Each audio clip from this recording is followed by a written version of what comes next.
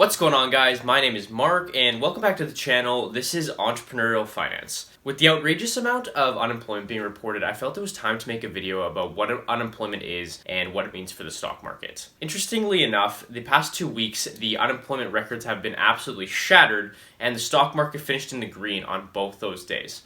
So I'm sure you're asking, how does that even make sense? Well, the stock market doesn't make sense. Just kidding. So this video is going to attempt to define what unemployment is. We're going to talk about how it's calculated, and then we're going to try to determine what the last couple weeks of initial jobless claims means for the short-term as well as the long-term fundamentals of the stock market. So my analytics have showed me that about 90% of you who watch these videos are actually not subscribed to the channel. If you do enjoy the content, these videos do take a long time to make. A simple like on the video or subscribing to the channel if you want to see more would go a long way, and it is deeply appreciated. Okay, so let's talk firstly about the current levels of unemployment. And to talk about unemployment, you first need to know about the labor participation rate. So even though the States has 370 million people, even though Canada has 37 million people, only a small percentage of that actually are part of the labor force. Well, actually, maybe not a small percentage. For the US and Canada, it usually sits between 60 to 65%. So what that equates to is about 208 million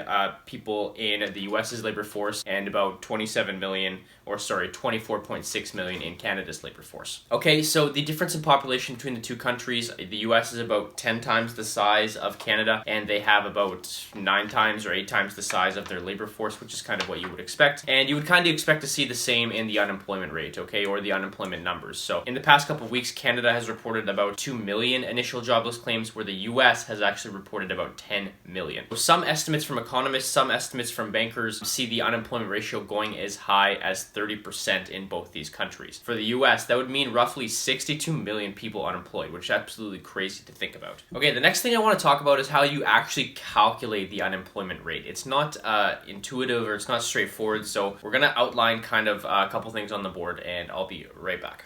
Okay, so how do you calculate the unemployment rate? So what you do is you're going to be dividing the number of unemployed people by the labor participation rate. To be unemployed, you need to be at least available for the past 4 weeks to be working, and you need to be at least actively looking for the past 4 weeks as well.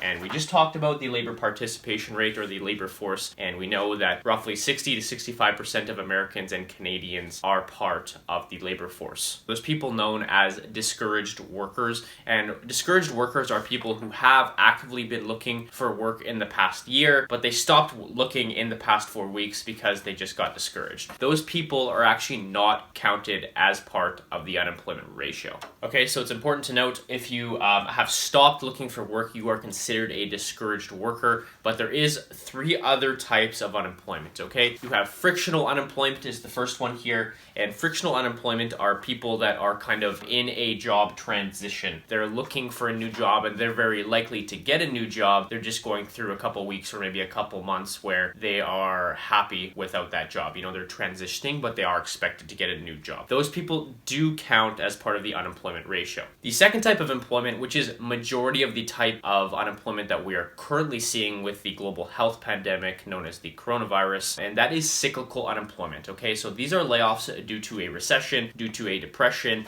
due to businesses getting shut down. So with worldwide lockdowns, worldwide travel bans, this is the type of unemployment we are currently seeing, okay? So like I said, there was 10 million people that had filed for unemployment in the States in the past 2 weeks, which shattered the previous record of about 700K in 1 week. So the first week that we saw this global lockdown, it was 3.3 million in the States, and just this week we saw 6.6 million Americans file for initial jobless claims, absolutely shattering the record twice in a row. And the third type of unemployment is structural unemployment. So this is likely when there's absence of demand for a certain type of workers. And all 3 of these types of unemployment are part of the unemployment ratio. Okay, so just to recap, to calculate the unemployment rate, you have your unemployed people divided by the labor force. The criteria for that are laid out right here. So you need to be available for the past 4 weeks as well as actively looking for the past 4 weeks. Discouraged workers do not count in this ratio. And then the 3 types of unemployment are right here, and they all count and are put into that ratio. Okay, now we're gonna get into the juicy part. What do these unemployment numbers mean for the stock market? So just give me a second, I'm gonna write a couple things on the board and stay tuned. Okay, so before I talk about what the unemployment numbers mean for the stock market, we need to talk about what the main macro indicators are for the health of a given economy. Okay, so I have them all outlined on the board here. Let's just briefly run through them. So GDP is gross domestic product, which is the market value of all goods and services produced within a given country within a certain period of time. We have unemployment, we just talked about that one. Inflation and the consumer price index. So this is where you'll see, let's just use an example, McDonald's and their Big Mac. Let's say it was $1 in the 70s and now it costs you $5 to buy a Big Mac. That's known as inflation. It's where you take a basket of goods and you measure its price against a given year versus the current year, and you have a percentage which it has increased in price. Or the technical term is the measurement of a weighted average of basket of goods and services used to identify inflation or deflation. Retail sales, that one's pretty self-explanatory. We know that majority of stores, let's say selling clothes or like consumer goods, are all shut down right now, so definitely not a good thing from the economy. And the last point is industrial output. This is usually a measurement of infrastructure building, manufacturing, energy, all that type of stuff. To measure these things, specifically for the last two, there's a couple things you can look at, different types of indices that are tracked by economists, and I'll put maybe a couple up on the board. I haven't extensively looked into them for this video, and they could potentially be another video, so if that's something you'd like to see, definitely let me know in the comments. Now, the one other thing I want to mention is these indicators are all different, and there's various indicators within these macro indicators, like retail sales. There's various things you can look at. You can look at like corporate profits. You could look at just total revenue for all of the corporate America.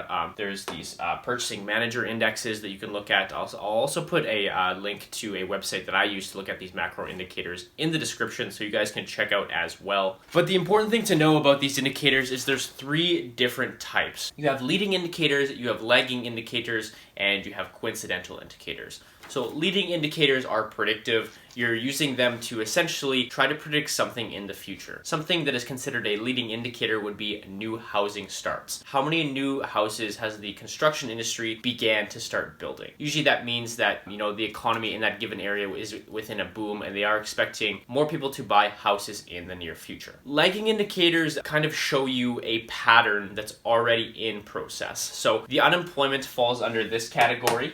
And what that's essentially telling us is if we've seen 10 million people file for unemployment, we're pretty much already in a recession, and that is confirming that. Coincidental indicators are used in conjunction with leading and lagging indicators to give an update on the current status of the economy. So something that might fall under coincidental indicators is personal income. Okay, so now let's talk about the meat and potatoes of what this video is. What does the unemployment rate mean for the stock market? Are the fundamentals of the market changing long term? Absolutely not. Short term, is there implications? Absolutely. Okay, so the one thing that's important to note is this lockdown is self-inflicted. The health pandemic is not self-inflicted, but this is not an economic crisis. This is a health crisis. In my opinion, a health crisis will roll over into an economic crisis, and we're kind of seeing that right now with the unemployment rate skyrocketing. The real question, though, is how is the market going to react to it? It's like at the start of this video, I said when these numbers were released, the market shot up.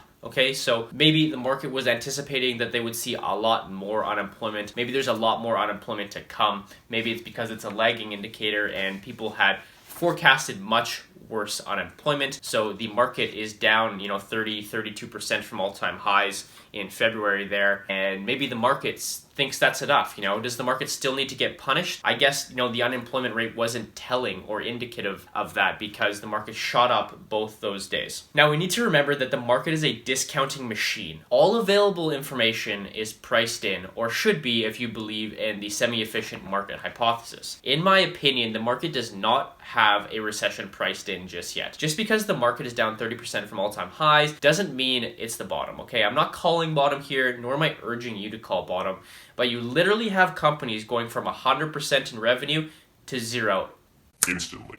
Okay, so you have cruise line companies, you have airline companies. There's still some flights, domestically or maybe not so much internationally, but like I think I just saw a headline that Delta expects their revenue to go down almost 90% in the next quarter, which prompted Warren Buffett to sell 13 million of their shares. So, a month ago, Warren Buffett saying, why would I sell airline stocks? Why would I panic? A month later, they expect 90% revenue to drop in one quarter. They sell 13 million of their shares. That's crazy. You have all these companies going from 100% revenue to 0% revenue. That definitely has short-term implications. Will it have long-term implications? Probably not, but there's certainly going to be delinquencies. There's going to be bankruptcies. There's going to be, small to medium-sized enterprises which cannot handle or cannot survive not being in business for a prolonged period of time. Okay, so in conclusion, the market has reacted positively to these unemployment numbers, which in my opinion is completely false. They should definitely not be doing that. As mentioned previously, some economists forecast the unemployment rate going as high as 30%, which would mean 62 million Americans unemployed. That's worse than the Great Depression. If we look at this graph of the unemployment rate back to, the start of time, the Great Depression only got to, a 20-25% unemployment rate. We're talking about 30%, okay, which is even higher than that. Now, this isn't confirmed. This is just an estimate. It's just a forecast, so just keep that in mind. Like I said, you have to take into account that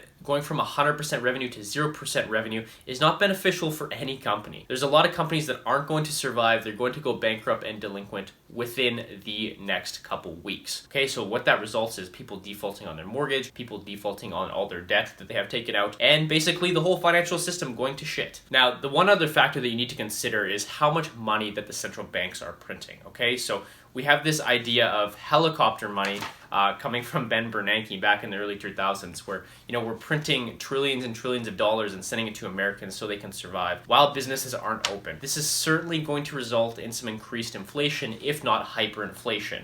You talk about a Big Mac being $1 in the 70s, now it's $5. How much is it going to be after this crisis? $10, $20? I have no idea, but you have the entire economy at a halt and you're printing money to give to people, that's going to result in nothing but inflation. This might be why some people are forecasting a V-shaped recovery in the second half of this year. Because this economic lockdown is self-inflicted. It's not because we're at war, it's not because the financial system is failing, it's because we have a global health pandemic and government has forced us to shut down. So the people that are able to survive are certainly going to recover once this pandemic is over, or once this lockdown is over. So a V-shaped recovery in the second half of this year, potentially possible, but there are going to be delinquencies and it is going to be ugly for at least another month. Okay, so in my opinion, there's going to be much more delinquencies and bankruptcies than the market is currently forecasting, and that's why I believe the market still has a lot of value to lose in the short term. Now, that's just my opinion, where only time will obviously tell. Some people will obviously never be able to recover from this long, prolonged period of shutdown, okay? So that's my opinion. I think the stock market is still going down. I think there's a lot that we need to overcome in the short term, but that's pretty much all I have for you guys today. If you enjoyed the video, don't forget to smash the like button. Subscribe to the channel if you aren't already. Like I said, 90% of you guys watching this video are definitely not subscribed to the channel, so please do. It's the least you can do. Smash the like button, share the video with a friend if you enjoyed, and I will see you guys in the next video. Peace out.